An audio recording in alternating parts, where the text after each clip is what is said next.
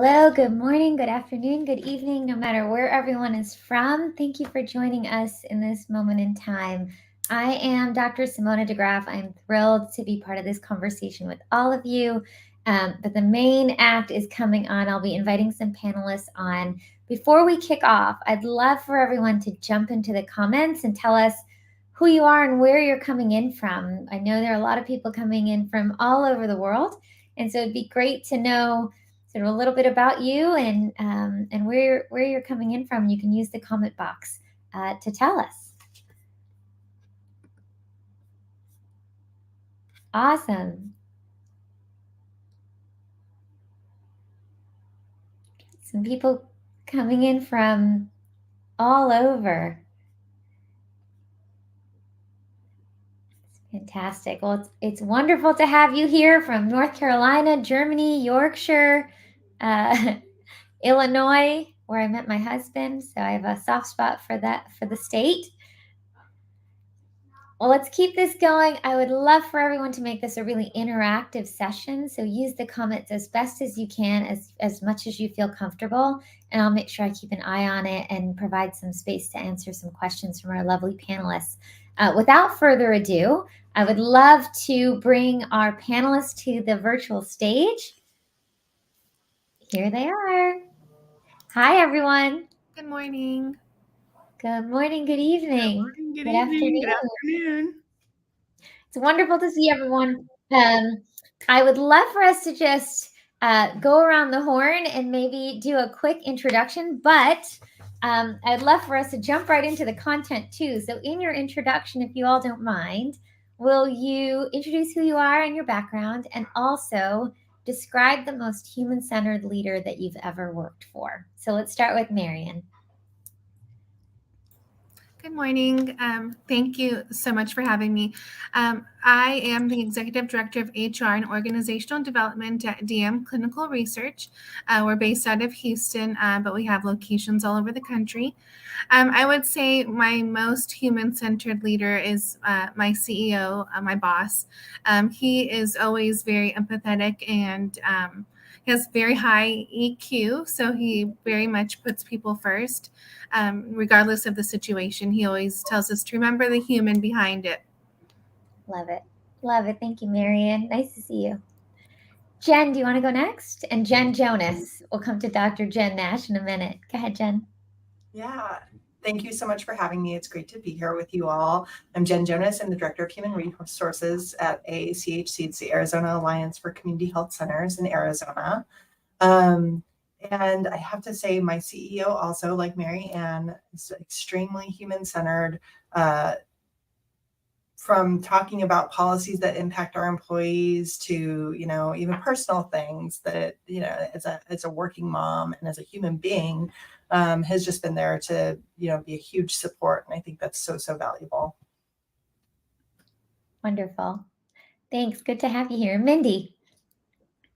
Hi, Mindy Honcoop, and I own Agilent HR, which is a fractional chief people officer services. And prior to that, I was a practitioner and leader for over 20 years.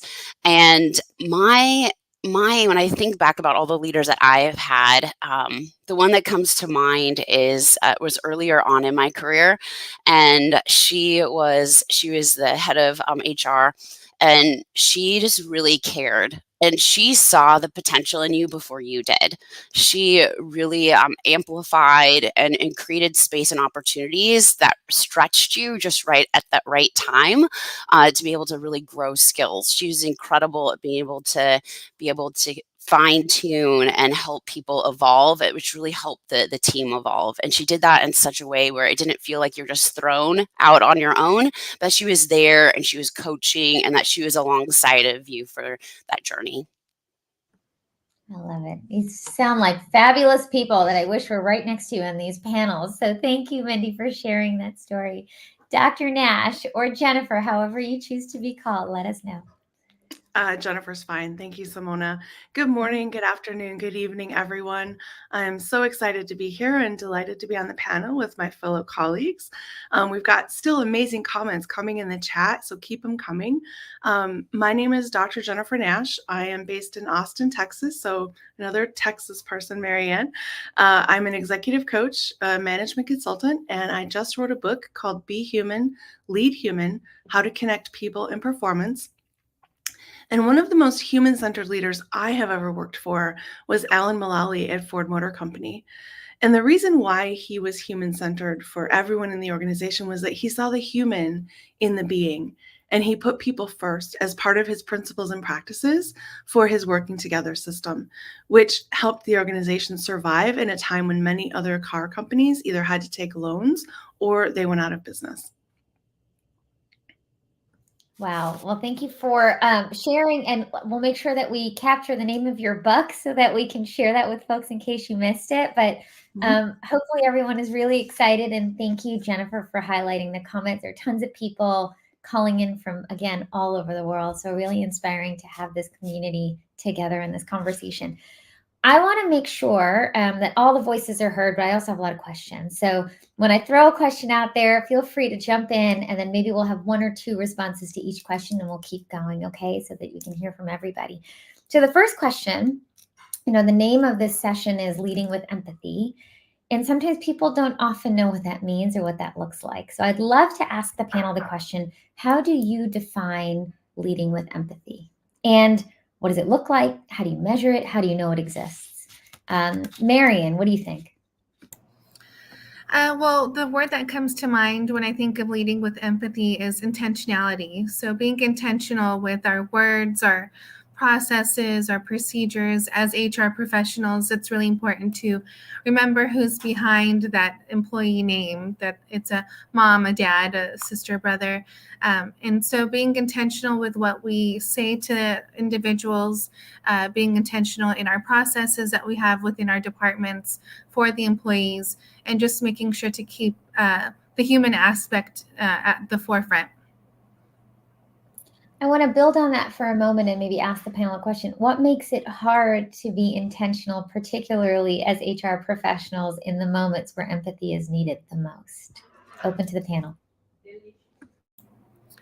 Well, sometimes we have to make business decisions, right? And as HR professionals, so we're balancing that human and business aspect of decisions. So sometimes we have to, do layoffs or do reductions in force where the human aspect is really kind of tested.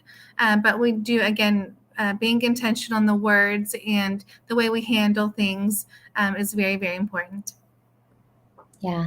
And later on in the panel, I am going to throw a couple of things that I know HR professionals navigate on a day-to-day basis and challenge our panel to give some guidance and advice on how do you do these things in a more human-centered way. So layoffs will certainly be one of them, because I know that's something that a lot of folks have been faced with and or have experienced themselves. So here's a question. Can empathy be learned and developed? Are people a lost cause when they don't have it? Mindy, what do you think? I think it can be learned. I think it with the right support, the right opportunity, especially if we're coming alongside our leaders, and especially when they're new in their role. I think it's always we miss the opportunity even before they step into leadership, being able to provide them with the understanding of what is empathy, what are the skills, what does success look like for a manager in your organization, because that may look different in each organization, and then being able to help provide those micro trainings. It's not just watching hours of online videos. It's really about how are we coming alongside the moments that matter for that manager as they step through them, being able to provide them with the guidance and be able to really make sure about self-awareness first. It starts with self-awareness, and then also having someone that's a coach, their manager, that's alongside of them, that's able to give them that feedback, really being able to be that person that's coming alongside of them after they maybe tried a new habit out for the first time, and being able to give them some signals and data that they're able to implement to reiterate. Empathy is a muscle. It's something that we need to continue to work on. It's something that we need to continue to keep in check and be aware of. And so I do think it is something that we can learn and should always be thinking about how can we continuously improve. I love that empathy is a muscle and it's something that we just have to keep working, and it can go stagnant if we don't use it, right? So this idea of finding the moments and creating some systems and situations around you where we're doing it is very important. Other thoughts? Yeah, I'll chime in on that one. In addition to understanding like that self-awareness of where you are in developing your empathy, there's many tools out there that you can use to try to figure that out. There's the EQI assessments, there's the S-Key assessment, there's the Human Leader Index, which is free on my website. And once you figured out where you are and where you want to go, then like Mindy said, it might be helpful to engage someone to help you in that journey, right? Whether it's a sponsor at work, whether it's a mentor, whether it's a colleague in HR, it might be a coach, it could be somebody external to an organization that maybe has really great skills in that space that you look up to and want to emulate. And thirdly, you can always ask people around you, like your stakeholders, ask them to give you a perspective on how you are being perceived. What is happening for them? Are you acting from an empathetic place or not? And if you're not, do they have a suggestion for you on what you could do to make that different? Jennifer, and maybe this is for the whole group, who in your life taught you to be more empathetic? Where'd you learn it? That's for me? For anyone. Yeah, for anyone. Well, I would say actually I learned that partly from my mom. My mom was super empathetic, super giving, always very focused on other rather than self, often to a fault. So I would say for me, that's actually the role model that I saw demonstrating those behaviors right, when I was young. Awesome. Thank you for sharing. Others? Who modeled it for you? I'll share that prior to my career in HR, I actually learned it from work experiences. I worked in a children's emergency shelter where kids who were in out-of-home placement, either because they were removed from their parents or their parents couldn't care for them and needed a safe place for them to go temporarily. Working in that experience, I think, taught me a lot about being empathetic. It was also my 20s where I think a lot of people start to do a more natural shift. They become parents, things happen in their lives that cause them naturally to become more empathetic. I think working with children who had experienced extreme abuse and neglect, it was a requirement of the job to be able to do it, to be empathetic, to understand where they're coming from. There were some really extreme behaviors that were really challenging, and it was a make or break. You couldn't continue to work in that environment if you didn't develop deep empathy for the experiences of others.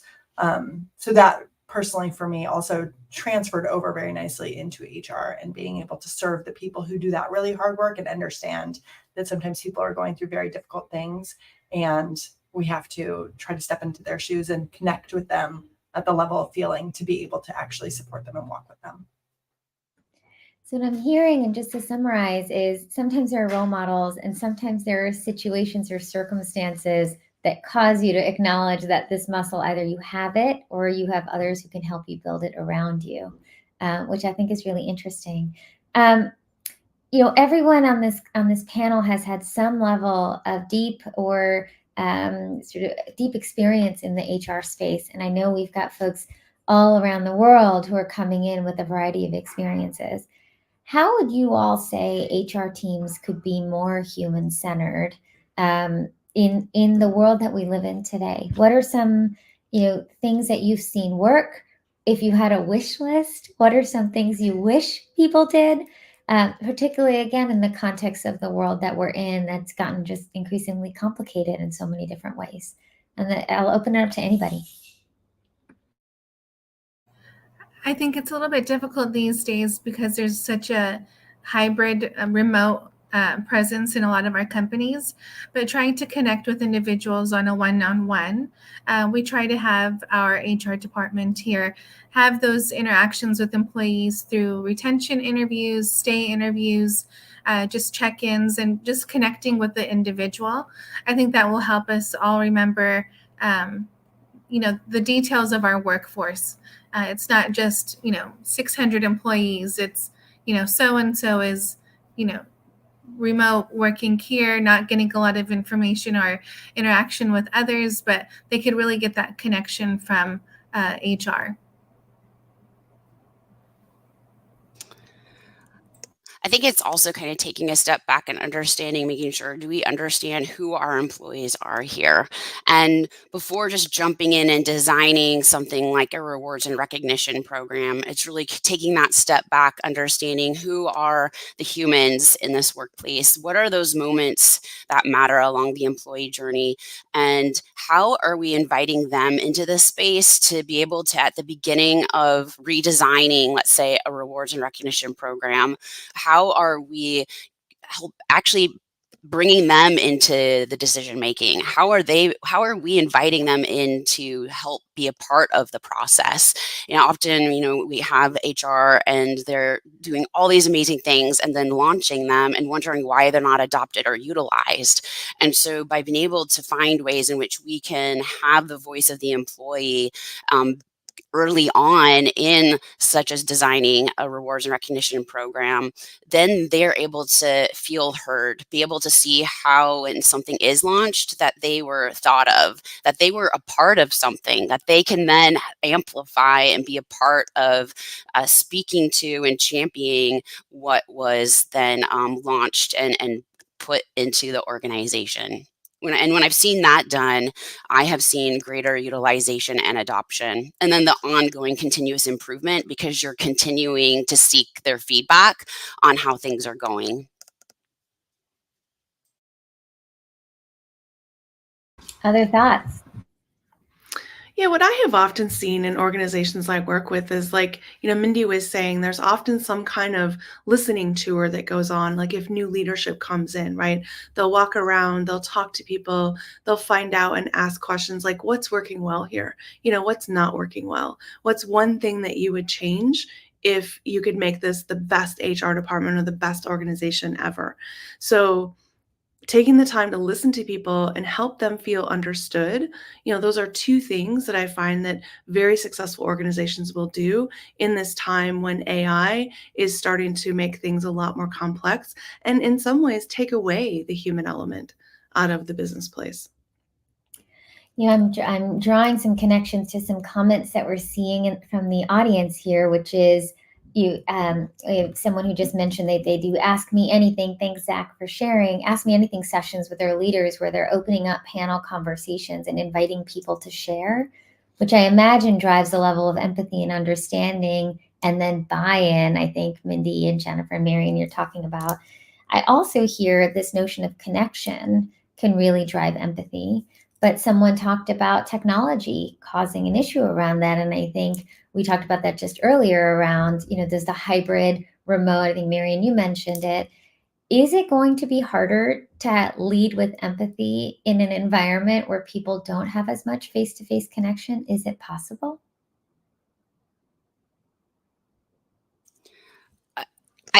Or like if we look at it, how can we start when we're thinking about if we are thoughtfully implementing technology, if we're thoughtfully implementing AI in a way that takes away the manual, that helps like nudge and notify managers, that helps them take a step back, that really helps them think through how are we spending and managing our time. I think in a remote space or hybrid space, often we can quickly start just moving from one thing to the next without taking a pause. If we are able to reduce some of those manual aspects of our roles, if we're able to use the AI to help us pause and to really be more thoughtful, I think that it can really help managers actually be a co-pilot to find the space in their day that they're actually really struggling to find right now to connect, because you have to more intentionally connect when you're not sitting with that person in the same room. So how are we making sure that we're building that time into our calendar, really like thinking through our one-on-ones and not just jumping into them, really taking every moment that you have with an employee to listen, to help them feel like seen and heard. I love that as a tactic. I was just recently speaking with a leader here in Amsterdam who said the culture here is often you jump right into the conversation and you do the niceties later. And he tends to find it tricky to work in cultures where you spend the first 15 minutes of a 1 hour meeting doing the like, how are you? How are the kids? Right. And so even there, as I think about the audience here, we've got cultural differences on what is and isn't appropriate and sequencing of these conversations. But it sounds like empathy, I think, is a global phenomenon. It's just how we sort of go about it. What have you seen as some ways that organizations establish norms around this that can cut across sort of global cultures and helps with company and organizational cultures? What's worked to build this kind of empathic environment? For us, we have employees in different countries as well. And so we instill that connectivity, like we mentioned earlier, the one-on-ones, the touch points, the getting to know you calls or retention calls with all of our workforce, be it here in the States or elsewhere. And getting to know individuals on a one-to-one basis really helps in also integrating the global teams into the central team.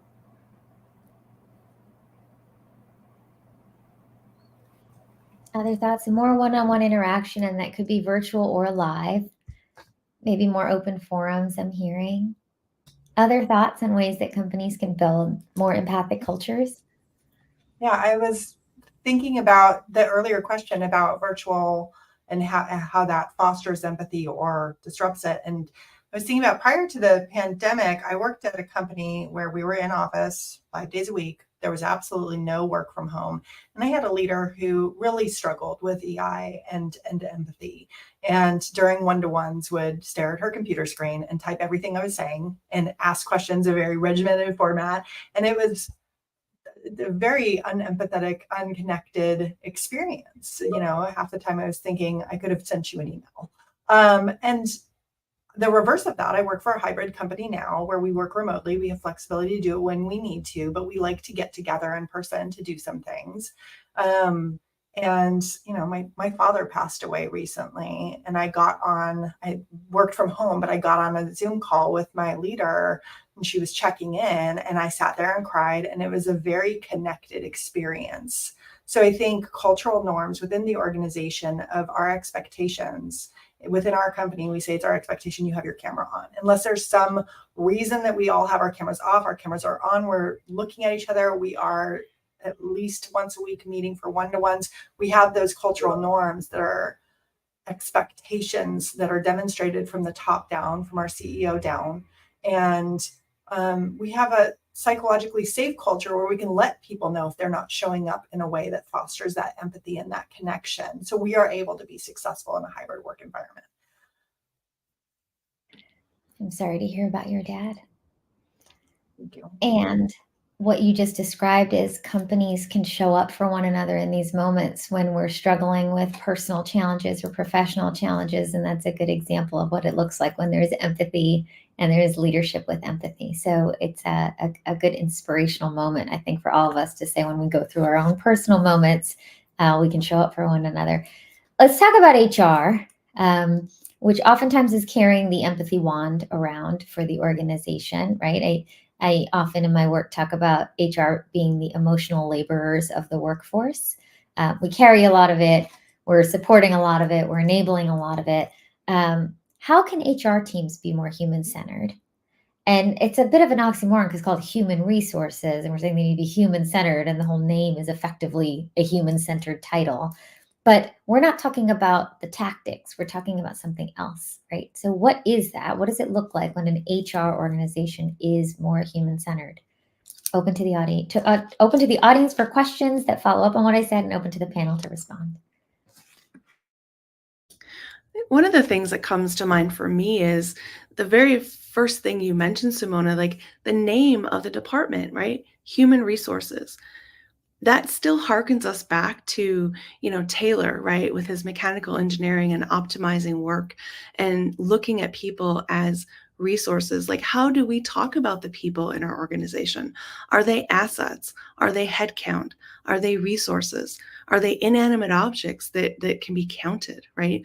Are we actually referring to them as human beings and as people? Do we talk about it as the talent department or the chief people department, whatever the department name could be? I think that's one way you can start to look and see, like, does this organization have a culture of empathy? Do they prioritize people over process and over profit and over productivity and over procedure? Or are they operating from a space and time of command and control, telling people what to do, and maybe using those old style, leadership roles that, the role of a leader is evolving for the future. It's more of a coach and a facilitator. And so how can we bring those qualities to the work that we are doing in HR to show that, like, this is the new HR, this is how we're going to move forward for this new world of work? You know, Jennifer, I love how you describe the language matters. So in my work, I'll often talk about X number of human lives, not X number of employees. And that simple shift in a conversation, it's so subtle, but you kind of see people say like, oh, I never thought of them as human lives. We've always talked about them as employees. And so to the extent that we can pepper in more human language, we change the conversation. So I love that. I think that's a really important takeaway for this group on being mindful of the language and the types of things that we're measuring and talking about. Being a bit more human-centered. What else?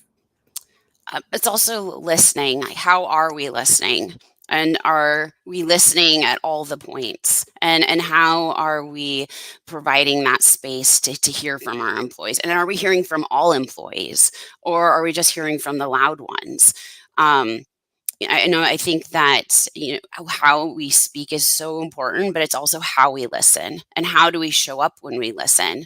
And then how do we take what we're hearing and implement that into what we're creating?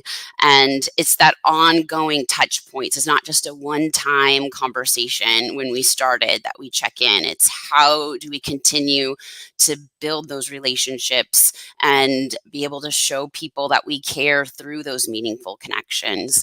And so I think that for me, human-centered design kind of forces us to think about when we're looking at how we work, when we think about our processes and our systems, were those implemented originally with the human in mind, or was it about making it better for the business? And so how do we create touch points where we are constantly helping understand how is this impacting the employee? Is it still helping and serving the employee as an organization to move it forward, or is it actually become a burden? And so how are we continuously throughout our journey, because the needs of the business are constantly changing. So we need to create those touch points. So how are we doing that to be able to drop micro doses of change that really are starting with the human and us asking and being curious of how is this impacting the humans in our organization first, and starting there. And I think, Mindy, as you describe what you said, the listening can sometimes be formulaic, right? People do engagement surveys, you're doing ask leader questions, but it sounds like it's a culture of we care enough about people that we're going to take the time to listen before we act, and not take for granted that because something's in place, it's the right thing. Because, I think Todd's asking a very philosophical question here for all of us, which is what makes us human. And if I were to take a stab at answering that as a psychologist, it's like we are dynamic, right? And so the idea that you sort of know what you know and then you can put it to action tomorrow, something changed, we changed, and now all of a sudden the thing that we designed yesterday doesn't work for today. So I hear you saying the listening allows us to keep up with the dynamic human nature that all of us have, because things are happening to us in our personal lives. There are health challenges, and it sounds like that's a good way to keep pace with what people are hearing and experiencing. Other thoughts?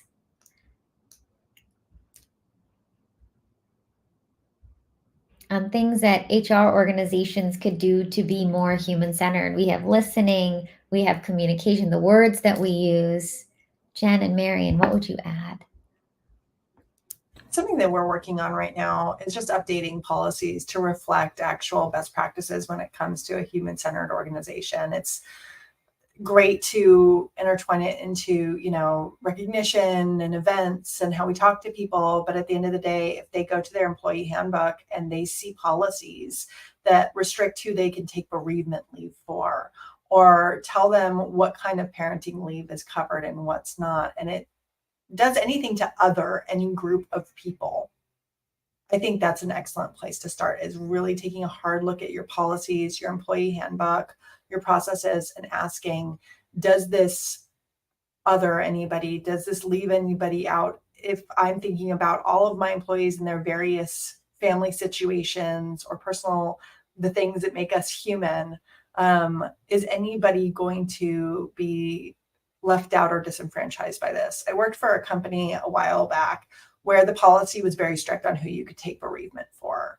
And I think this is one that is thankfully being reassessed by lots of companies have been looking at their bereavement policies and moving towards a compassionate care policy. But the situation was that an employee had lost a very close family member to them who didn't technically fit into the parameters that were set by that policy, and were told they couldn't get bereavement leave for it.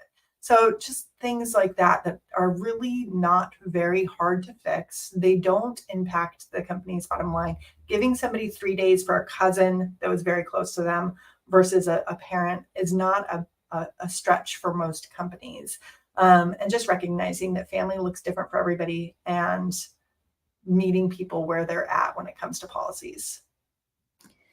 And then it goes back to the dynamic nature of all of the worlds that we live in, right? The range of our humanity can vary, and we don't know who played a bigger role in our lives, especially in often cultures where extended family is much more of a close part of your life and existence. These leave policies often don't capture that. So a great opportunity for HR professionals to do an audit of the types of policies and tactics that we use to support employees and whether they're lining up with what human beings really need. Marion, you're our last one to close out this question. How can HR teams be more human-centered? I think celebrating our employees more would just keeping in mind their hard work, appreciating them. I know we do a lot of Employee Appreciation Week initiatives, but taking a moment to thank them and to show them that we are celebrating their success and keeping the business going.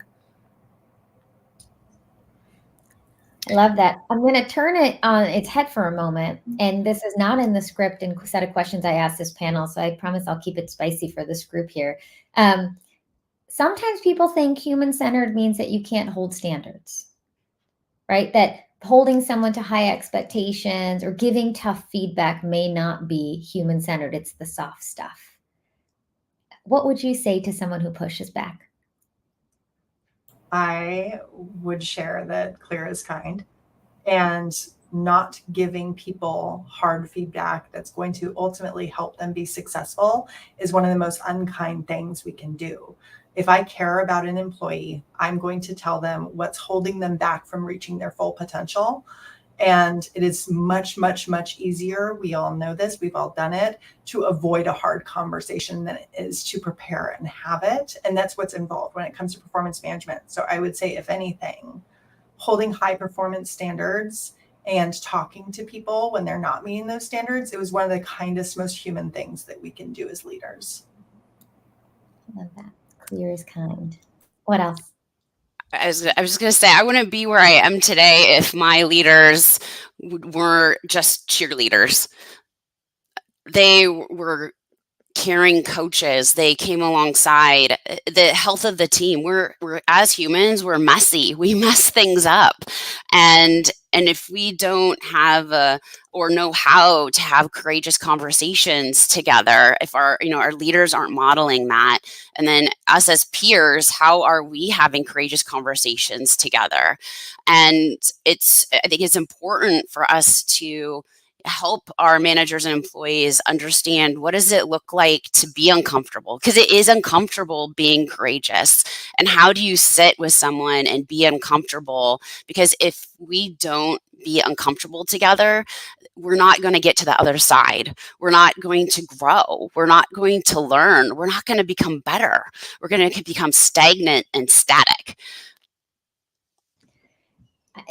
If I summarize what you said, we grow in discomfort, and some of the best things we can do for one another is create that level of discomfort while also being safe, right? Because I heard you say some of your best managers held you accountable and held you to a high standard. Correct. It's almost like caring is learning how to sit with someone in the discomfort, to walk alongside of them to get to the other side. And then the relationships, the skill sets, there's so much that grows through that. Yes, I love it. All right, Mary and Jen, I'm pushing back on this whole concept of the empathy thing. What do you say? I love Mindy's point about the caring coach. I think we can balance out the feedback with that side of caring for the individual themselves and really developing them into their future potential. Love that. Jen. I hit the wrong button there. Yeah, so I think there's often a perception that if empathy is present, that it means that productivity might be impacted, or it won't be as high as it could be, or there isn't a tie between empathy and productivity. And actually, what we know from research is that the key characteristic of an effective leader is empathy. And if you look at organizations that have a high empathy quotient, you typically find them at the top of the performance scale. So a couple examples, you can look at Good to Great, like from Jim Collins. There's many organizations in there who fall at the top of that scale. You can look at Ford Motor Company during Alan Mullally tenure, where when he came into the organization, there was a $17 billion loss going on. And 8 years later, when he left, stock price had gone up 1,837%. You can look at the employee engagement rate at Ford during that same time, where he took it from very low to over, I think it was 60%. I have it in my book. So there's some questions coming in around, the connection between empathy and productivity and performance. Dave Ulrich has quite a bit of research around this space. So does Richard Boyatzis. So does Daniel Goleman. And I also have that same research that I did for my doctoral work. And then my dissertation is available at my website to download if you'd like to read it. Love it. And the group is pushing us in the direction which I think a lot of HR professionals want to go, which is, how do I make the case for this? Right. And so I think there's a question around, and I'm pulling from the comments and also had in advance, which is there a case to be made for companies to be more human-centered? And I think, Jennifer, you just highlighted several companies that have withstood the test of time and demonstrated that when you have leaders who lead with empathy and build cultures in companies around this concept, it does outpace those who don't. So I'd love to understand from everyone's perspective, what is the case to be made? What have you seen work? How can folks on this call make the case when they're put to the test? So I have another example. I'll give everyone the example of Texas Roadhouse. So during the pandemic, 40% of US restaurants in the restaurant industry went out of business. And Texas Roadhouse, during that time frame, they actually didn't go out of business. They were actually hiring during that same time frame because of the principles and practices they used from an empathetic standpoint, starting at the top, right? This behavior has to be role modeled and believed in and led from the top of the organization. So the leadership team at Texas Roadhouse, they gave up their bonuses, they gave up their salaries, and they gave everyone in the organization a week paid vacation. They also created an Andes Fund, which had over $17 million available for employees who were going through financial difficulty due to COVID and due to the pandemic. And on top of that, they created different ways for the organization to bring in new revenue streams. And they sourced those ideas by listening to their managers and the people on the front lines to help them create new ways to deliver services and products during a time where operating models totally shifted. So there's opportunity in this space to connect empathy with productivity and performance. Love that. And I'll share a story around the last company that I was a part of where I was CHRO during the pandemic. And there was a frontline organization, 30,000 plus human lives. And our leadership team had a similar mindset, which is what can we do for our frontline? We're going out every single day doing the hard work. And so those moments of empathy aren't something you put on a billboard. It's when you put action to the words. And so the case oftentimes for us is it's less around the case that's a business case, and it's more around the human case, which is let's take a look. I think Mindy mentioned it around listening and hear what are the people that we currently employ and rely upon every day to do this work. What do they need and what are they experiencing? And then let's back out and build some good systems, structures, policies, programs, actions that we take, like buying dinner for people or delivering toilet paper to people's homes or showing up when someone's parent passes away. And that's the case because you see what happens when you do it. You're building the case together as to why it makes a difference. And we saw the same thing: retention, engagement, more camaraderie, people believing in the organization, showing up for them. And those are things people don't forget, right? They may forget the extra 15 cents on the paycheck. They will not forget that you showed up for them at the door with a roll of toilet paper. They won't forget that. So those little moments, I think, Jennifer, to your point, and the big choices people make can really make a difference. Other thoughts on making the case for companies to be more human-centered? Mindy, what do you think? I think it's also, I mean, we see so much in our research, and like employees today feel so disconnected. It's also that companies have, in their hurry to be successful and productive, they're forgetting the very foundational elements that help create the alignment to execute, even down to, are we clear about the goals? Are we clear in which direction that we're heading together? Are we clear down to the individual contributor of what is the expectations of them each day to be successful? Because if we're clear on that, we can then be able to speak to progress. Then we can like celebrate that progress. We can speak together about where are the areas that we're missing, and where maybe do we need to shift and pivot? What is that clear why? And employees want to feel that they're adding value, and they need that sense of direction and clarity to do that. In a recent Gallup research, the article mentioned, the survey was that 1.9 trillion was lost in productivity last year because employees didn't feel connected. They didn't understand what's expected of me. How do I make an impact in this organization? So I think there's some, even down to that level, people, if we take the moment to care about how they add value each day, that's also showing empathy. I remember hearing a podcast once where someone talked about the desire for dignity, that people want to be valued and they want to add value. And that's sort of the essence of dignity. And what you just described of take the time to understand what someone needs to feel valued and how they can add value, when that is misaligned, you may not get the most out of your workforce. And $1.9 trillion is a lot of money. So that's a good case to be made for those who are looking for some numbers to put in a PowerPoint. Other responses?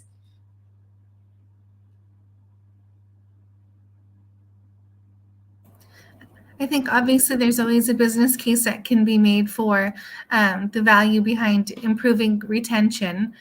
So keeping the employees as the center and individuals as being valued, that definitely helps with the company's employee retention rates. For sure. And that's one of the most common metrics that we see HR leaders track, but also boards and investors track.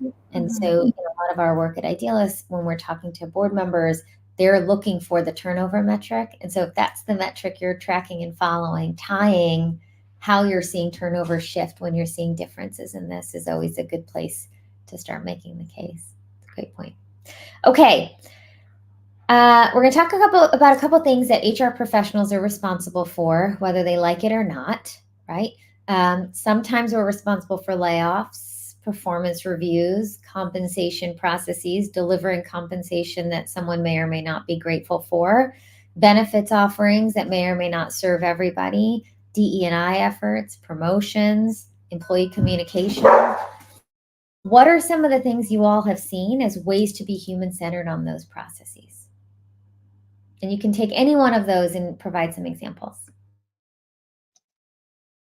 We've done a lot of work recently around compensation and seeking, first of all, pay equity to correct some of the inequity that happened through, previous years. And step one of that was really taking a hard look at everybody's pay and then identifying a process that was going to ensure equity moving forward. So rather than, allowing candidates to negotiate within a really wide range, being really serious about what a reasonable range is. And in some cases, identifying an exact amount that we're offering and being upfront about that from the beginning. Something else that we've done around that is created a policy that's very clear about how pay is decided upon, how our compensation structure is designed, and kind of removing the veil that I think some HR teams were brought up to believe has to exist. Otherwise, whatever will happen. The fact of the matter is, at least through my own experience, employees talk about pay. They talk about compensation, and we can't stop them. It is illegal in the United States, at least, to prohibit employees from talking about their pay. So recognizing that they will, and they do, we started the conversation with transparency. Here is our process. Here is how these ranges were identified. Here is how increases are determined. And we do have a pay for performance program, which I know some companies are getting rid of, but ours is based more on value and actual amount that based on market data you should be paid versus an arbitrary 2 or 3% if your boss gives you whatever amount on a 5-point scale. So kind of removing that old school system of everybody gets something, but some people get more, and really saying, like, what is your value contribution and what is a reasonable market rate for your role within the confines of what we can do as an organization. So that's just one example, is reconsidering how we assess compensation and also being much, much, much more transparent. We shared our salary ranges and we post our salary ranges in all of our job posts as well. There's a theme in what you just said, which is being clear and sharing the why. So I want to pull those two out, which probably apply to all of the pieces, but particularly around pay, because oftentimes, particularly for an hourly workforce, it's a very, very important piece you can't get wrong. Other thoughts? Thanks, Jen. We recently had to do some restructuring in the organization, and we took our time with the change management initiatives. And so taking that time to have some extra one-on-ones, to have some extra team meetings, team buildings, it really helped address the concerns of the individuals affected by the change. So really taking a step back and looking at what does this change mean for the individual employee was very valuable. It did, kind of prolong things a little bit longer than they could have, but in the end, the result was much better. So taking time, building coalition. I've heard companies say, go slow to go fast. Like, do the hard work up front, which may include listening, which may include building, camaraderie and connection, so that you can make the changes. It's a great takeaway. Other thoughts? What I love about that is when organizations do that well, as much as, because if you are coming from a place of trust, like, how soon before the change are we letting our managers, even our line managers, know about the change? Because they're humans. They need to digest that change and have the time to understand why and be able to ask all the questions that they have to make sure that they're clear on those consistent talking points, to then be able to support those with their own employees. Because if they're unsure, if they don't know, then that message starts to get broken down because they themselves haven't processed it yet. And so really even taking a step back and thinking about how are we supporting our managers to support this communication to our individual contributors is really important, but often missed. And then they're left in the dark with some real-time conversations, and they're just doing the best that they can. And I would say, Mindy, on that, if if we provide space for people to ask questions and deepen their understanding, we may be addressing a human difference, which is some people are more comfortable in uncertainty than others. And a lot of times we may be throwing things out there, assuming everyone's going to understand it quickly and understand it sort of in the same way, versus giving the space to say, this may be really scary for some and not so scary for others. I mean, I coached someone years ago who said every time he heard layoffs, it like put him into post-traumatic stress because he remembered the day where his father was laid off. And that was the beginning of, alcoholism and abuse in his household, et cetera, et cetera, et cetera. So all of that was his human experience that he was bringing to the table when the word layoff came up. And if you just don't assume any of that exists, you miss the humanity, right? So I think, Mindy, what you just described around creating the space for people to ask questions and process gives the human being on the other side a chance to make sense of what's happening in their own way. Yeah, and when there's a lack of clarity like that, people will make up their own stories because there's that lack of information. So being very clear and consistent about and strategic about what is the communications plan for this change? Who are this change impacting? Who are the people that we need to talk to about this? How is their role changing? And how do they then fit into this bigger puzzle piece so that they can understand the why and see the new vision and then align and buy into that? So I think, that all goes along with what we were talking about with Mindy and Marianne with those different changes. So often that change management is forgotten, and along with that, the communications. I love it. Clear, consistent communication and having a plan. So it's not just happening in the moment. And that applies to all of the things, the good and the bad, right? The having a plan on when you're going to be told you're promoted versus having a plan that you may lose your job. You need both. Yeah. Yeah. Any other closing thoughts on that question? As you think about some of the activities and responsibilities of HR professionals sitting on this call and listening in.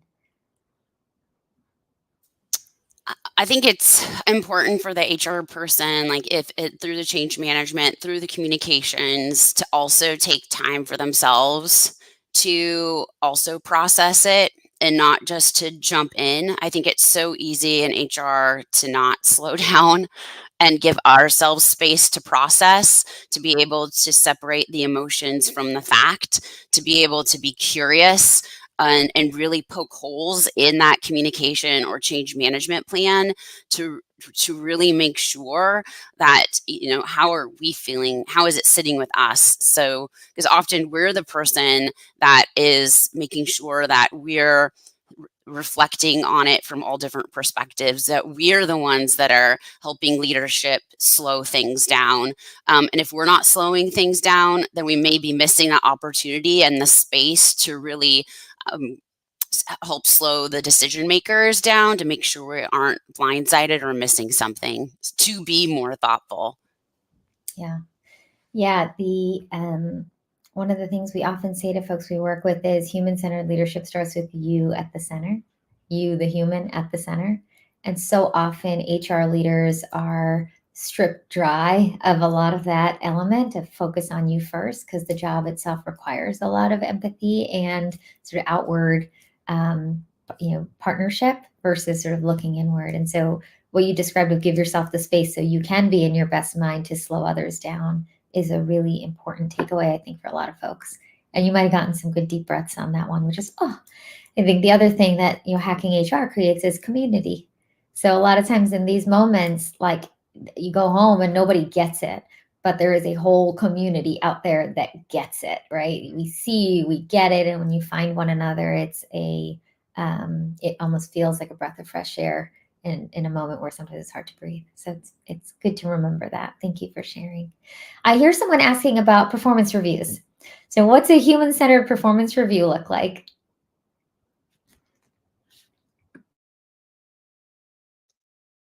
I think it might be easier to describe what it doesn't look like.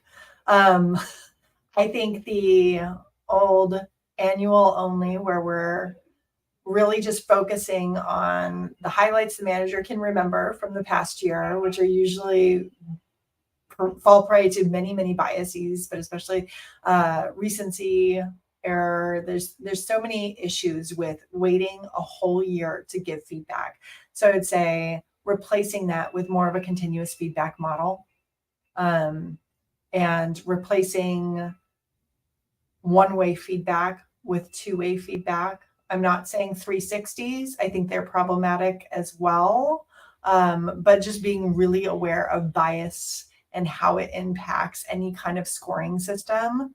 I think, remembering the 90s and some of the performance control systems that were created during that time when they were doing the forced distribution and forced ranking systems. I think we're all moving away from that, or at least I hope we are.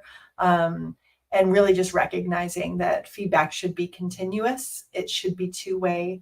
And any system that divides people is not going to foster good performance. It's going to foster fear, and it's going to cause people to leave. Yeah. I think a lot of folks that I've seen fear performance reviews see it as a character review versus a performance review. And when a leader feels like they're having to go in and talk about someone's character, it gets really scary to deliver the feedback, and it gets really scary to accept the feedback. So this idea of continuous conversation on traits or skills or behaviors makes it less about a character review once a year and is more around how are we doing and what's the impact of how you've been. So it's taking the fear out and maybe making it a little less personal once a year and being more personal throughout the year. It's a good takeaway. That scratched the itch. Mindy. Yeah, and I think the managers that are good at that, they're in that coach mindset that we were talking about earlier. They're using those one-on-ones to have real-time conversations. They're setting out on the start very clear expectations of the individual. What does success look like? And they're speaking to that in every one-on-one, and it's consistent and it's clear. I mean, managers who are really good at this are being able to start, those managers have very little pips because they don't have a need for a pip, because they're coaching along the way and they're coaching to the performance as it's happening. I think one-on-ones and even on the onboarding, and even as we're moving into different roles or returning to work after a leave and thinking, how do we ramp someone up to be successful, and think about actual metrics for success? What are those expectations? I don't think we're spending enough time to really think about that. And how do we drive that within our one-on-ones? And how do we help managers really understand the importance of that one-on-one to really squeeze the value out of that time? Yeah. Love that. We've got 4. Oh, go ahead, Jennifer. I was just going to mention there's a comment that's in the chat, and I wanted to address that. So, Mindy was talking about, finding your people, right, and building that sense of community. I have a human leader community that I started over on Facebook that's free to join. So if people want to join and, find their tribe of, human-centered leaders, people who are leading with empathy, who find this important and want to build that in their organizations, people are welcome to jump over to Facebook and join that community. I also have some training classes, and someone is asking about that in the chat box around how do we help develop these principles and practices for human-centered organizations, and that is available on my website, drjennifernash.com. Awesome. Well, it's a good commercial for folks who are like, where do I go from here? So thank you for that. As we're closing out, we've got 3 minutes. I'd love to quickly go around and do one piece of advice that you'd offer to the audience to just try out. Instead of a best practice, let's call it a next practice. What's the next thing that you would offer to this group to try out when they go and click end on this conversation? Mindy, go first. I would try, as a next step, just taking a look at your current processes. And I love, like, even what Jen was saying around like your employee handbook. I know that employee handbooks often seem really boring, but yet they're so important. How they really are the checklist of how do you think through some really difficult situations that come up. And they're not often situations that are coming up all the time. So I would really take a step back and look at how are we working as an organization, and how is that human-centered or not? Love it. So do an audit of the things that you have in place right now, including things like your handbook, which you may not be paying attention to, but perhaps should. Marian. I would piggyback off of that, specifically looking at the performance reviews. What is the rate at which they're being done? Are they being completed? Are they being rescheduled? All those, pushing them off sometimes is easier for the managers to do than to actually perform the eval. So just looking and seeing what's the compliance rate for your evaluations and how do they look? Are they, going towards a character evaluation or towards their skills? And then what's the follow-up after those evaluations? Love it. So recognize the role that these performance reviews play in building a more human-centered culture. Jen. I'd say define your metrics for your leadership, either in performance reviews, whatever your process is, or in the job descriptions themselves. Identify what does it mean to be a leader here? What are the expected behaviors? Unfortunately, I worked at companies where the leaders don't realize that they part of their performance is how they treat people. It is how they treat their team, how they connect with them. They think they can put somebody on a PIP and then not talk to them for 2 months. And that's not good leadership. So really identifying when we are looking at candidates for leadership, are we asking the right questions to identify whether or not, sure, they might have competence in the area they're going to be overseeing, but do they have competence in people? Providing training, of course, for new leaders to help mold that, but also really focusing on what are the metrics? How are we measuring leadership effectiveness when it comes to things like empathy? Love it. So what gets measured gets done is what they say, right? So be mindful of the metrics. And then last but not least, Jennifer. Yeah, so one of the things I would say is as we look forward to this new world of work and we continue to have this debate around remote work or hybrid work or in the office every day, I would invite organizations and leaders, HR leaders in particular, to think about what is the business case for allowing people to continue to work remotely if they have been already. What makes sense for our organization? Where do we want to position ourselves to attract the talent that we need and protect the talent that we have, right? So that we don't have attrition where we don't want it. Being clear and consistent about that will help position the organization to be strategic in its talent endeavors going forward.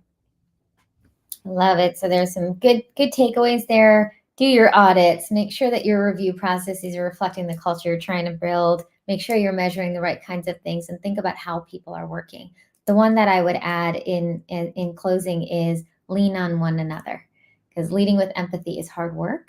And sometimes you feel alone in the work, and you're not alone in the work because building a more human-centered HR requires all of us. So there are communities that Jennifer mentioned. There are folks on this call that I'm sure you can reach out to, and do reach out to one another as part of this community. Thank you for joining, everybody. So appreciate you. Good night, good afternoon, good morning to everyone who joined. Thanks, everyone. Thank you. Thank you. Thank you.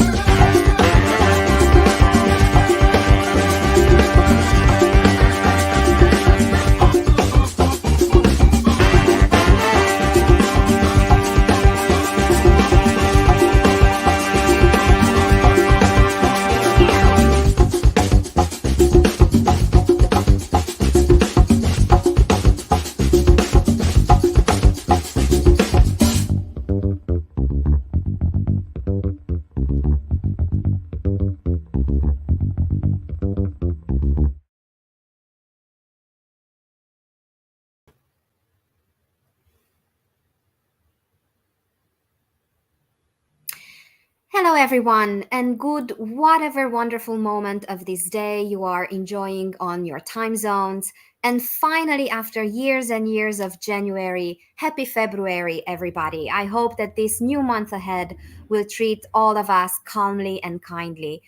It's such a great joy to finally open the second conversation of day 9 in our series. Ever since I saw the content, I was looking forward to this conversation a little bit more than all the others. We will be spending the next hour talking about transformation with kindness. My name is Minola Jacques. I am a journalist by trade. I'm a change manager by choice, and I am an absolute Hacking HR supporter by calling.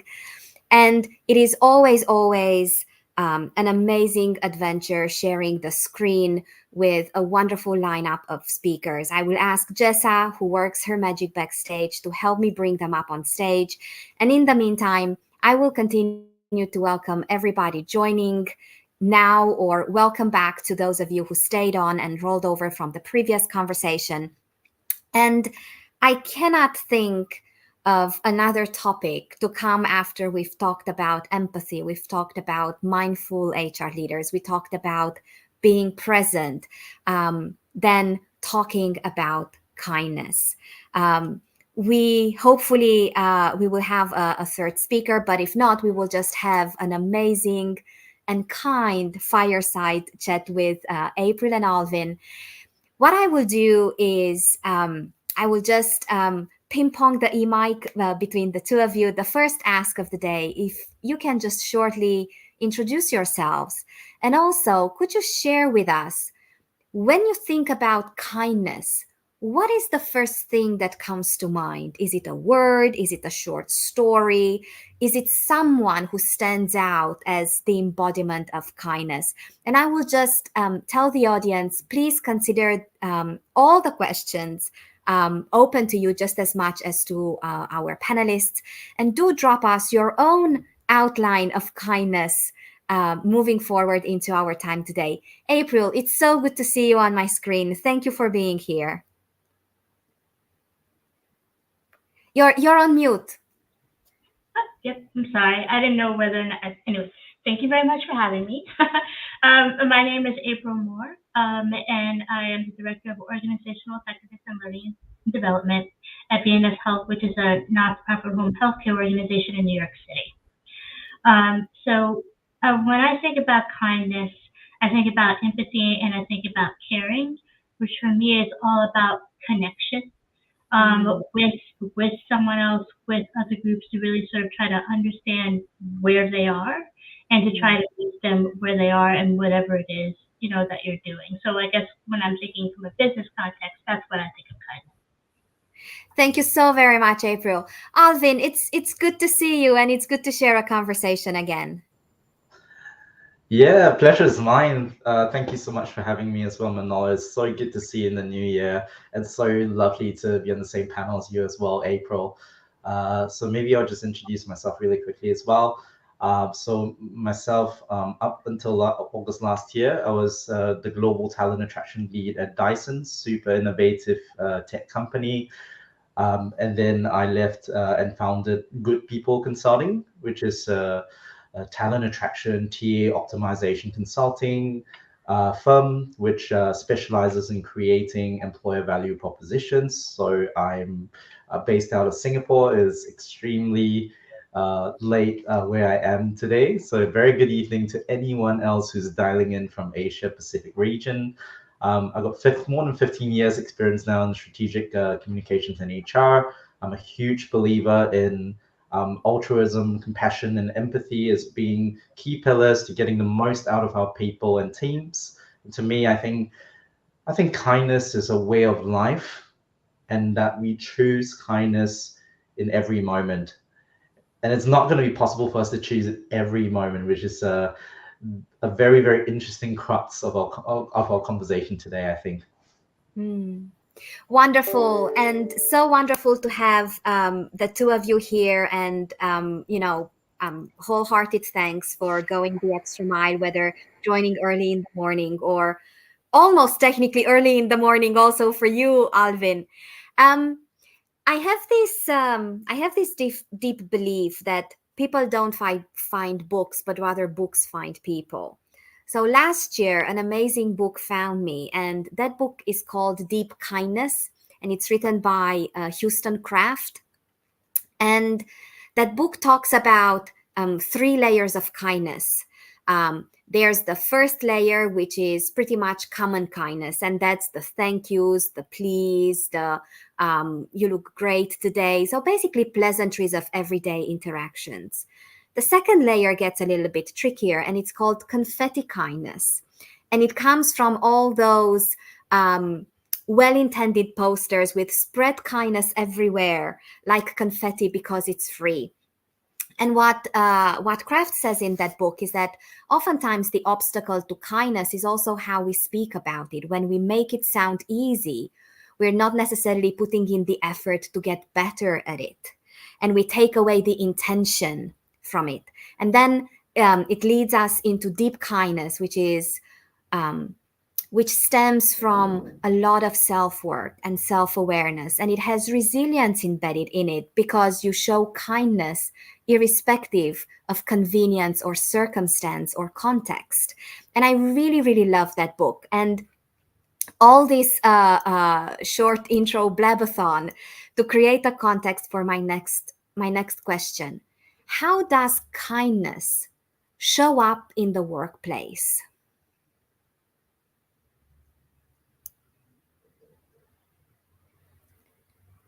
Let's see.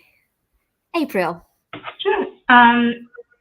There are a lot of different levels, as you said. So I think it shows up in a variety of different ways, right? I think that one of the things that we usually focus on with people sort of, the most, or to start with, or maybe in some cases, in some workplaces only, is sort of like that first level of kindness that you're talking about, right? The pleasantries, getting along with your colleagues, interacting sort of like with them well, things that people might say, at least from the beginning, are table stakes. Like for the most part, at least I think most workplaces, maybe not all, might say that is sort of like their overall expectation. And they come to think that people are going to arrive with that, which is not necessarily always the case. But I think that's one of the ways that people at least start to try to do it. But I think it's a lot harder to sort of be able to reach some of those other levels that you're talking about within the workplace.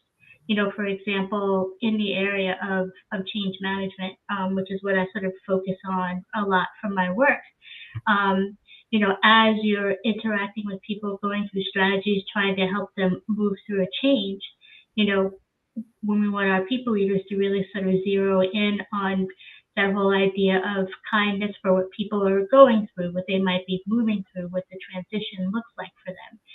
So how are you interacting with them? How are you speaking with them? How are you opening up space for them to speak to you in order to be able to really get on sort of like that human level and be kind and understanding that what the organization might be trying to do right now will be really hard for the people who are trying to do it.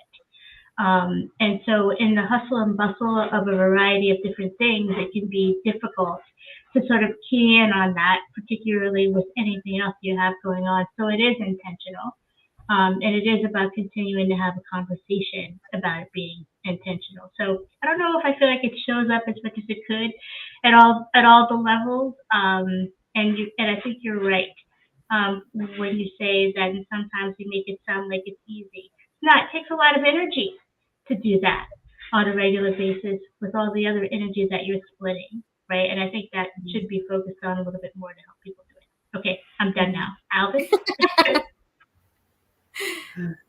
Yeah, absolutely agree with you, April. I think that was a nice segue, for me to refer back to what I said earlier, about my, what kindness is to me, a way of life that we choose every moment in every action. But, sometimes it's not always possible for us to do that. And that's because I think we are all human beings being human, right? We are all human beings being human. And I think you mentioned some really, really good examples of how that manifests in the workplace. But I think in every action, in everything we do, kindness is a choice. Whether it's by leading by example, whether it's practicing active listening, making eye contact, maintaining an open body posture, showing a genuine interest in the person that you're interfacing with, that you're talking to, treating them as a human being, trying to consider the positions that they're in and the impacts, of what you're about to say or do will have on the individual, and therefore fostering a supportive environment, things like that, or even just, as a leader, delegating or empowering, or giving credit and things like that.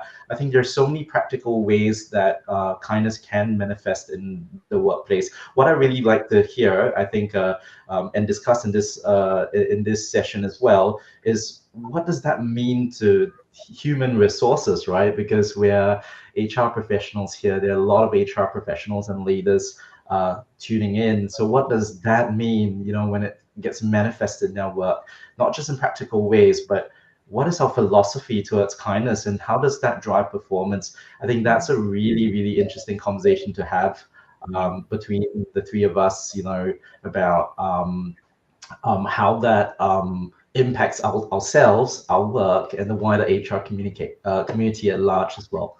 So yeah, really, really interesting topic.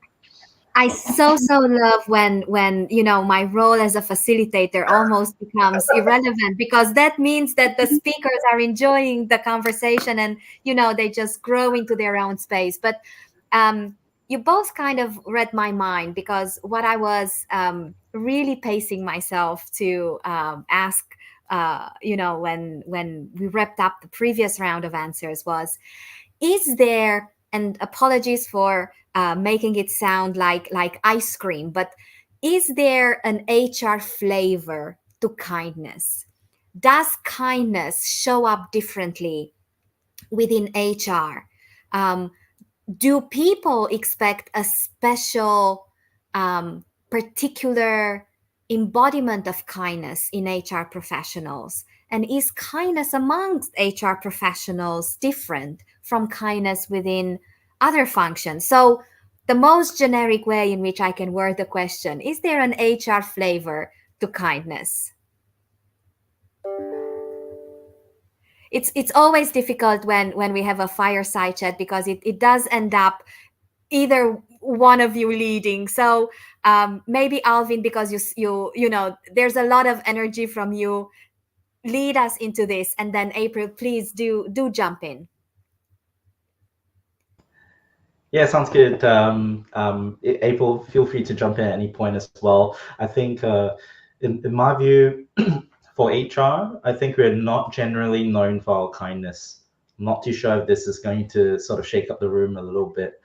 But I think that the work that we carry out, or we're known to carry out, is usually along sometimes a very negative theme, such as like reductions in force, reorganization, a lot of change, right? Breaking bad news, crisis management, so on, so forth. So I think apart from the big stuff, right, like working on reorgs and change management or change communications, there is also an element of transactional work, right? Like the operational bits of HR. And I think there is sometimes often the view, and I'm not too sure if, I've worked globally, of course. I'm not too sure if, I think different regions experience it much more than others. But I think generally across the board, what I see is that there's often the view that HR professionals need to maintain, it's kind of like a face, right? And sometimes that means being unfeeling or being curt, right? And that is to minimize risk exposure and to keep things, so-called professional. But I see a shift in the language we use and semantics we use over the last, I think, 5 to 7 years or so. That's really, really showed up that transactional work doesn't really mean that we act like we're transacting.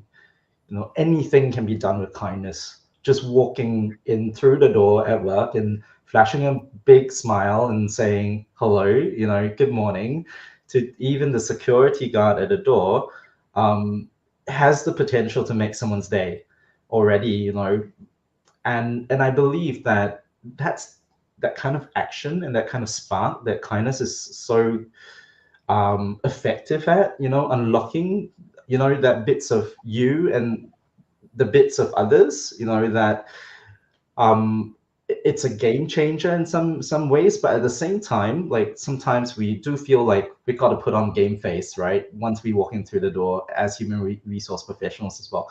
So I feel that that's really been changing over the years, that traditional kind of view, because maybe we've had a lot of more upheavals as well, and maybe the level of the conversation and the direction the conversation has changed to. Kindness doesn't really mean being dishonest. It's not in, where you're looking at a deeper kindness that you're talking about earlier, right, Manola? And you're talking about radical candor as well. If we're looking at Kim Scott's book, it's not about having ruinous empathy, or manipulative insincerity, but really trying to be honest. But at the same time, it's about the delivery of the communication. So if you're being genuinely thoughtful of the other person's feelings, this, I think, is a step towards kindness, and that can be manifested in any individual. But my view is that in the HR field, as HR professionals and leaders, we should be even more cognizant of this, this step towards kindness, because we will be facilitating and coaching leaders to deliver that and to practice that, as an everyday thing within their teams that they lead and within the people that they work with and interface with, including ourselves. So I think that's my view. A little long, but hopefully that's left some space for discussion as well. Thank you so much, Alvin. April, I saw you listening. I saw you nodding. Yes, absolutely. I mean, I think that there were some things that you were saying, Alvin, that definitely resonated with me. And there are two sort of like main thoughts that I had. The first thing is that, yes, for so many years, and even now in so many different spaces, there's a little bit of a double bind when it comes to HR. The line that they need to sort of like, are asked to sort of like walk when they're sort of like interacting with people. And part of that is because of the way that we have, in some cases, now we're moving away from that, but framed sort of like emotions and feelings out of the interactions in the workplace, right? I think depending on how long you've been in the workplace, or depending, on how old you are, that you can remember a time when people were saying, this is work, your feelings don't belong here. When really we can't just leave those things at the door. It's framed into everything we do and how we're doing it. It has to be framed into the interactions. It has to be framed into the discussions and included, because people don't just leave part of themselves outside. And I think because of that, it has taken a while first to be able to get some people on board with the fact that feelings need to be framed back in to how it is that we're doing, interacting with each other, even as we move through and make strategic moves or logical moves or do the things we have to do. And then sort of like the leap from that to, okay, then kindness sort of like belongs there too. And so I think that, pretty much we're still trying to move through, HR as a whole. It could be different in some organizations or others, depending on the culture or depending on what the organization focuses on. But I think that as we move through that, then sort of like the idea of where kindness fits with regards to like your HR partner, your HR leader, in conjunction to kindness that you expect now overall framed in from all of your leaders, hopefully will start to be being brought closer together. The other thing that I was thinking is that there's kindness could begin at home. And when we think about HR as a function, and how it is that HR is supported by its leaders or by each other. They sort of like try to go through and do what they need to do, you know, starting with kindness amongst ourselves as HR professionals or, you know, high level leaders or CHROs for the HR team, you know, starting there so that you can fill people's cups so that they can fill other people's cups, you know, so to speak, around that, I think is important. And for a lot of aspects of what HR is meant to sort of like deliver for the organization or help with, it's like the, you know, cobbler's children have no shoes, right? For example, you might be focusing on like good learning and development or good like change management, right, for everything that's going on within the organization. And meanwhile, there's no development thoughts or programs necessarily overall for your HR team. It's outward, outward, outward. But what happens sort of like with the function that you're hoping is going to be able to deliver these things they need attention to, time to, kindness to, etc. So I think of both of those things when I think about what we might need to think about as moving forward. Yeah. As we are moving very fast towards the half of our conversation right now, I was curious listening to both of you. Can you share a story of a moment that either happened to you personally or you witnessed very closely that really marks a particularly meaningful either learning or unlearning experience about kindness at work? And I will give you a few seconds to think about just continuing to welcome people joining in the audience. And also please do drop your own stories of witnessing kindness in the workplace in the comments. And before we start getting the question, this conversation is being recorded, and you can always go back and enjoy it again, either on our LinkedIn space or hackinghrlab.io. So back to April and Alvin. Any story that popped to mind and is particularly meaningful to you through the lens of kindness in the workplace?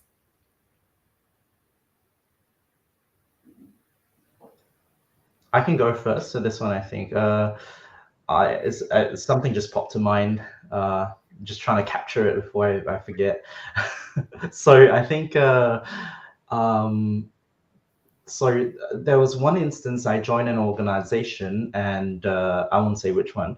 And there were, the few of us that joined at the same time in the midst of organizational change, which was, fantastic, right? The best careers start together, so they say. And there was one instance where I think some of the senior HR folk, we were sort of introducing ourselves to one another, and I think it was a virtual setting, and there's one particular HR director who was introducing herself virtually, and I was in a boardroom with a bunch of others, and we were all sat around that table and just listening to that person speak. And immediately, what I knew that HR director was out to do was to try not to just build a hardware or software, coming into the company, but to build what I like to call the hardware. A little cheesy, I know, but I think she was sharing a very personal anecdote, saying it's okay not to be okay, and she was sharing a very personal anecdote that in her very long and varied career it was really difficult for her to get time in with her son, and sometimes all she wanted to do was to have dinner with her son, and she couldn't, and that was a two-way street, and he felt it, and I know, because we became very good friends after that, she's very, very close with her child, but she choked up when she was talking about it, and she was visibly sad, upset. And I felt that was in a moment, while trying to be inspiring to, inspiring the HR community who had just joined, right, to remember the human in us, right, the human being human, right, in us. at the same time, that was a show of display of human affection, of the vulnerability of what it means to be human and the choices we make every day in life. And it was a reminder, like to all of us that, we're only going to be very human, making very human choices and human mistakes. And we will have to live with the very human choices, human consequences of our human choices, right? And the human beings around us, will feel it. And while I was in that room and I was trying very hard not to, cry, I was unsuccessful, but I was quiet.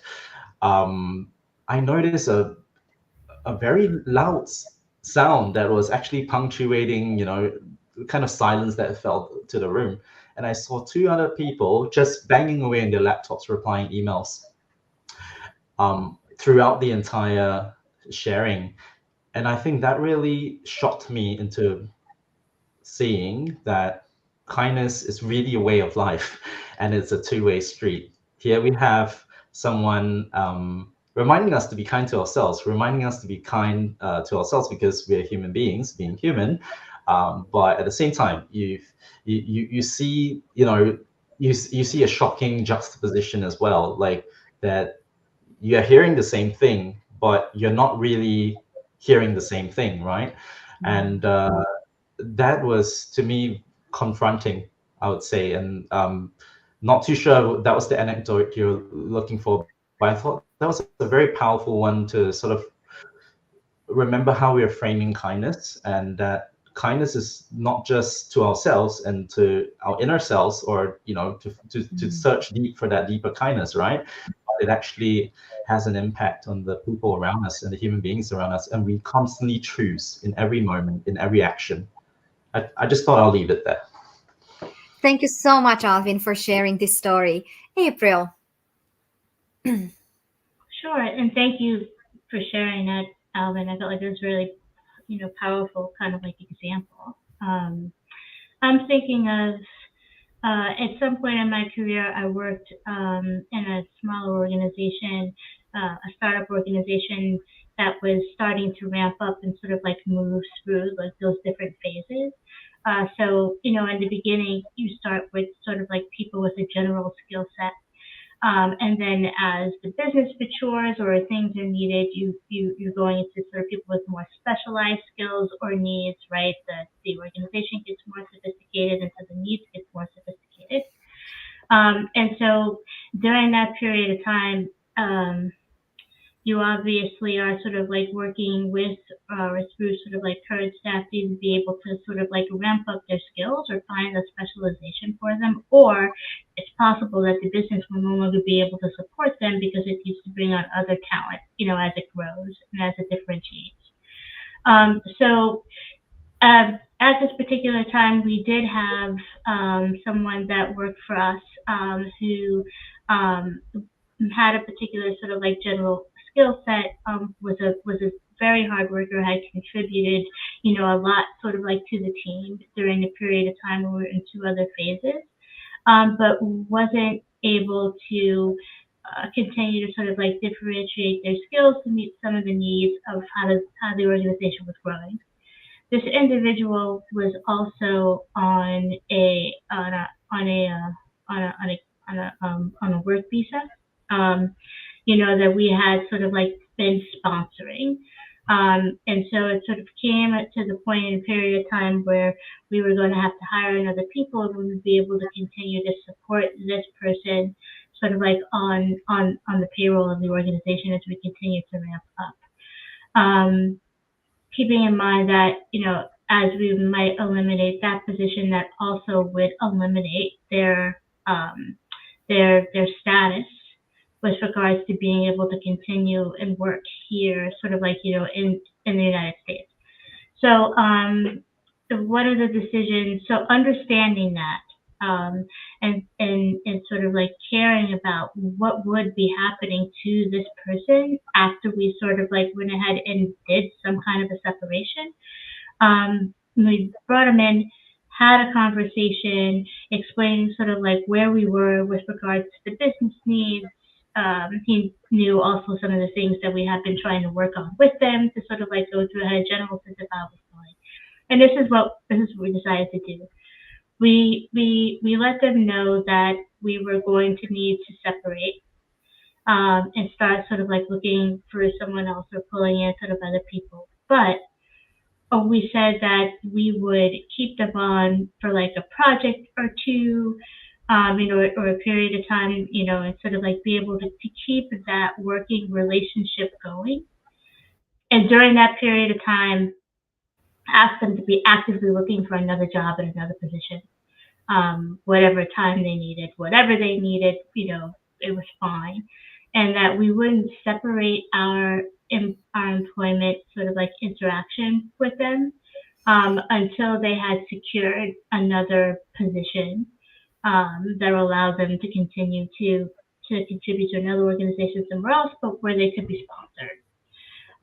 And so that, to me, comes to sort of like as an example for me of time that I was able to participate. I was running HR in that organization, but it didn't just come from me.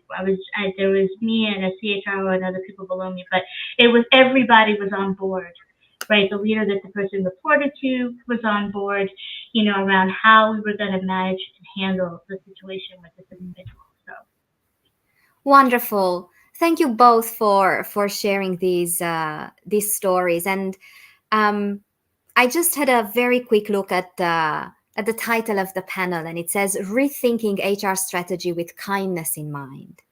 And I was wondering, undoubtedly, these are times of great opportunities, just as much as these are times of great challenges.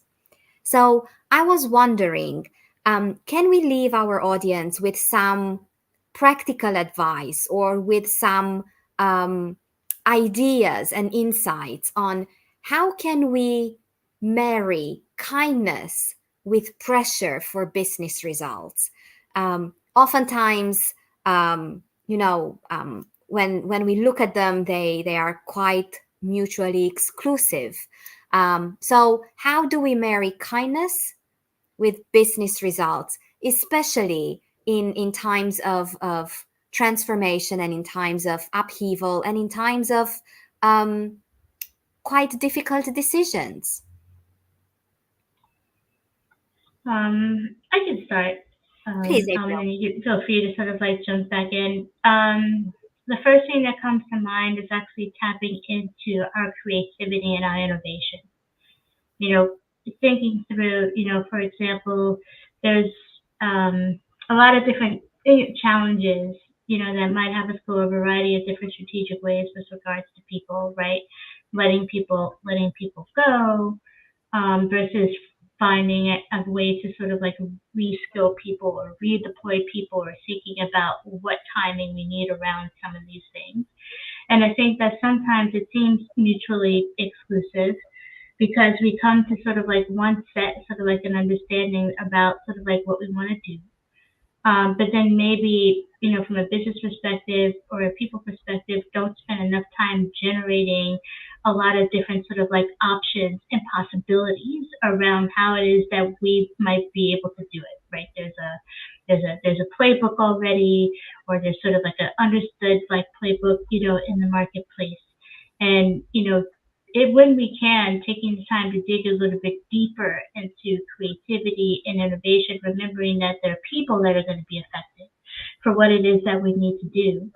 So, how can we have the best or most positive impacts for the people that are going to be involved and affected and still be able to make our way to our business results?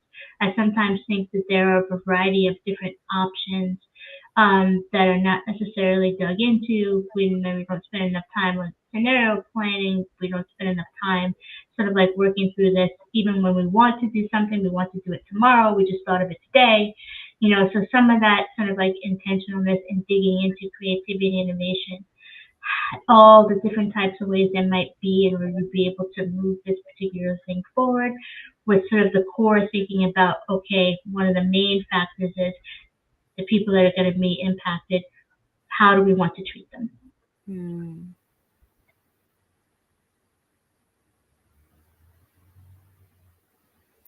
Alvin. Yep, sorry, just trying to find the unmute button. Happens to the best of us. There you go. You're very kind on that topic. So, practical ways of thinking about kindness. I think once again, it boils down to thinking about the human in human resource, right? Think about the human first rather than the resource. So I would say maybe as a rough guide, like I think it's about pause for reflection, right? So maybe we can start thinking about the implications of organizational decisions on an individual and their immediate world. So their co-workers, their subordinates, their family, their friends. Think about what they may lose or leave behind. Put to one side their performance at the moment, in the moment, while you're communicating, and think about how they might respond to the news that you're about to break to them.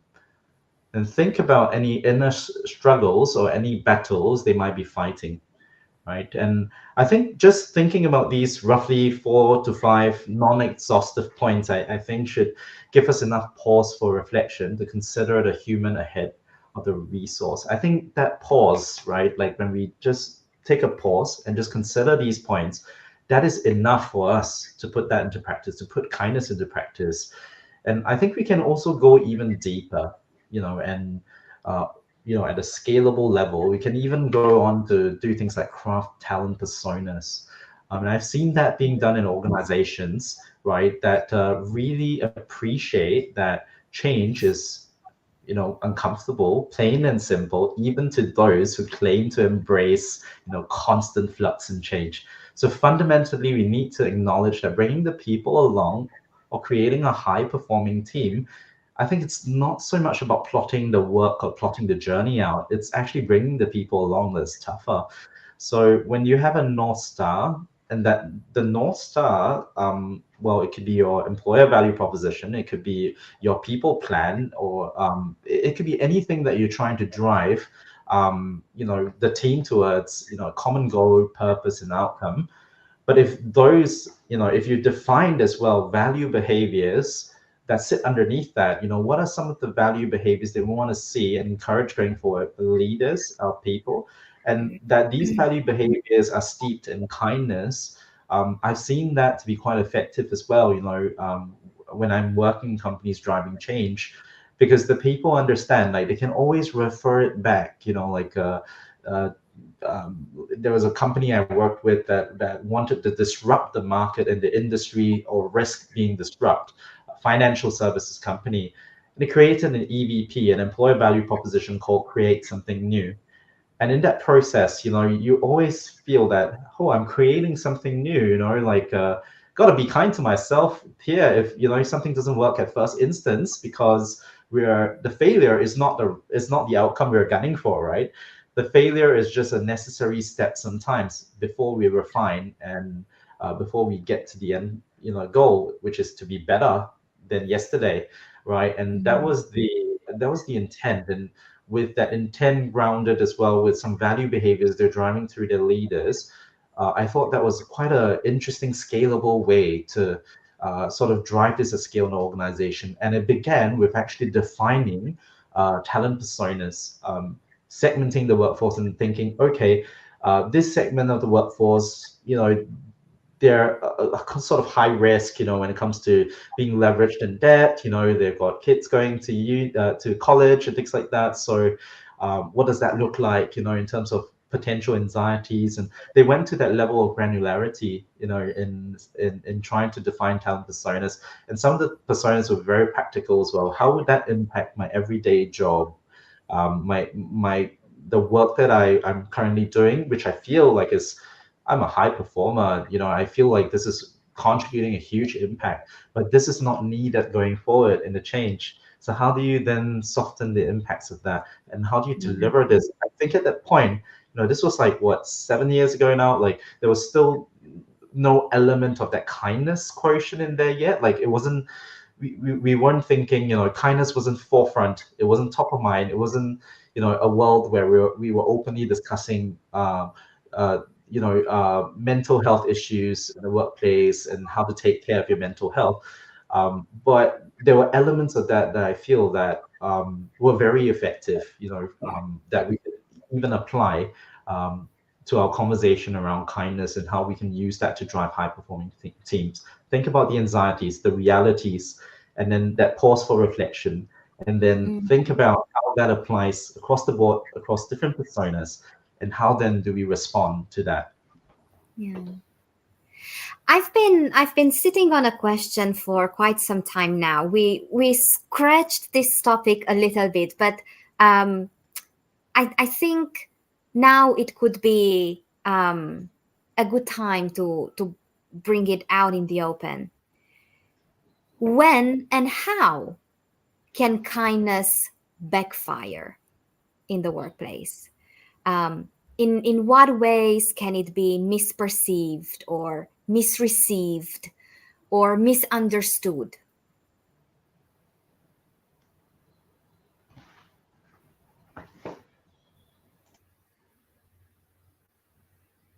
Is there any instance that comes to mind where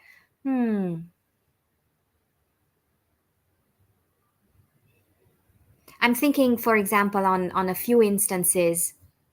If I think back over the past 10 years or so when I worked across cultures, some of the cultural subtitles to kindness were not aligned, and there was a bit of misunderstanding.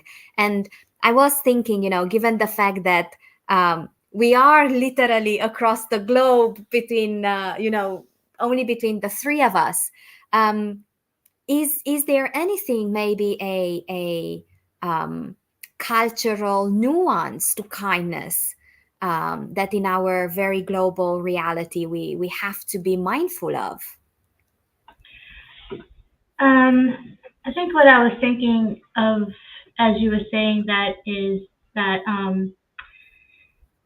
sort of like that idea of sort of like really kind of digging in to understand the context and where people are and who it is that you're interacting with is one of the ways to keep kindness on track, right? So if you want to be kind to someone, being able to understand how they receive kindness, how they view kindness, making sure that you're on the same page.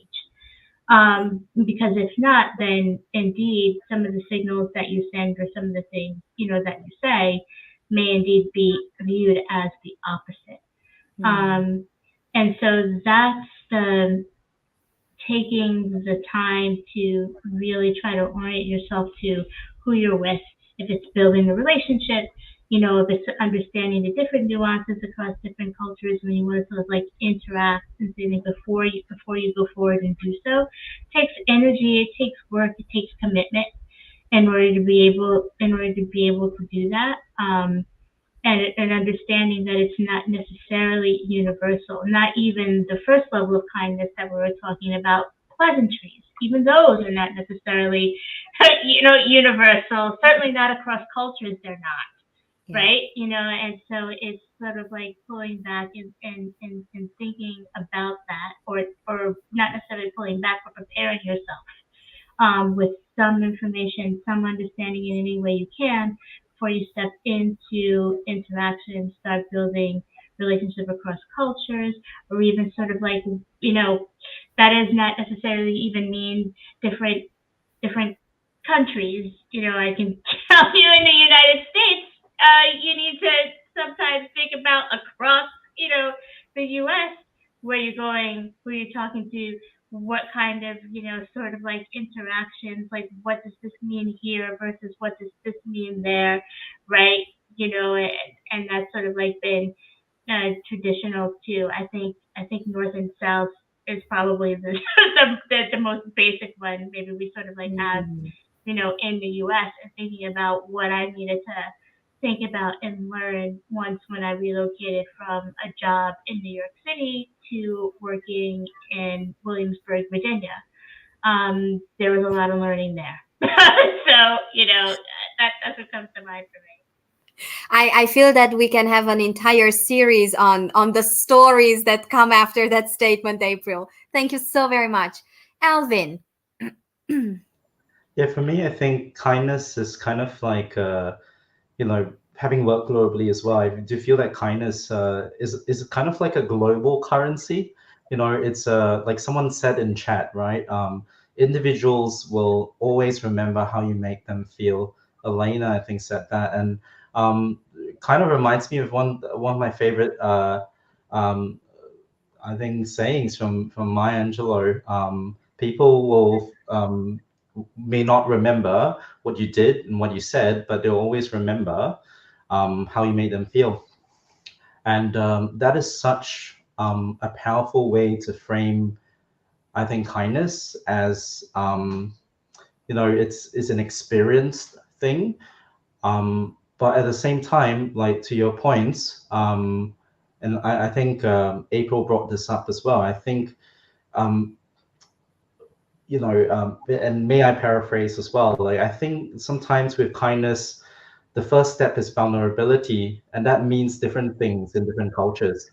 Sometimes it is not acceptable to appear weak, right, in different cultures.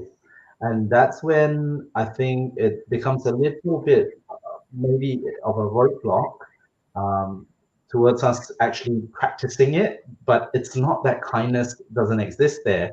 It's just that it's very semantically different, I think, from that first step of vulnerability, like showcasing vulnerability. So like in the example I shared earlier as well, the HR director who chose to be vulnerable as a display of kindness, it got received differently. So it's not that the two people who are banging away at the keyboards, I think some of us when they listen to an anecdote must have been thinking, oh no, we are just, like, no, please leave the room, right? I should have stood up and said something like that. But, because it means different things to different people, that display of vulnerability, I think that's where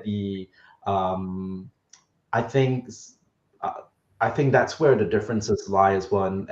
But I feel like they can be managed too. Like I think we had a comment from Vanessa, who talked about, I think zeroed in my point about talent personas, and absolutely right. Sometimes when we think about what it means to do a job, we think of just the hard and technical skills rather than the soft skills like empathy, active listening, and even things like the practice of kindness.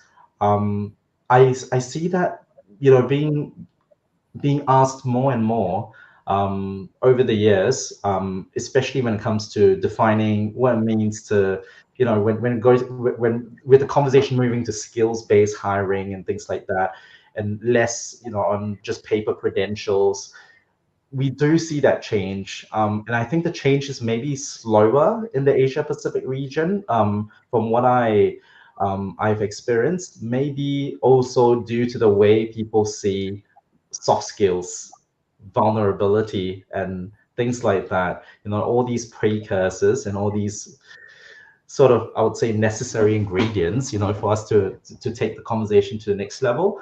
I think, but I do see that there is, with more movements, with more, I think, critical conversations we're having, that the needle is shifting. The needle is definitely shifting, but cross-culturally, there's definitely differences.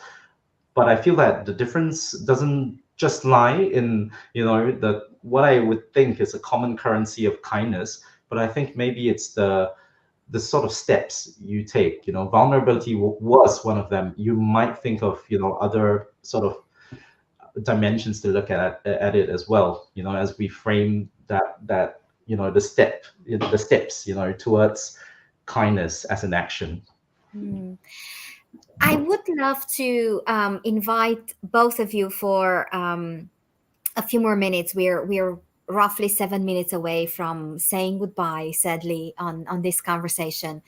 But staying within the dimension of skills, for the purpose of our conversation today, let's agree that we look at kindness as a characteristic, not a skill in and of itself. And with this outline in mind, what are some of the skills that underpin kindness? And you probably heard me say this before on other panels.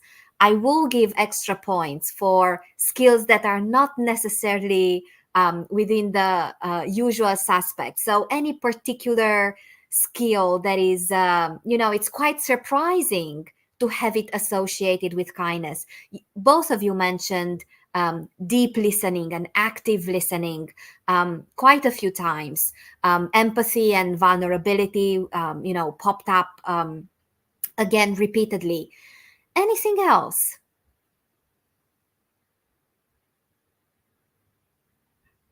April. Two things come to mind: the ability to take different perspectives.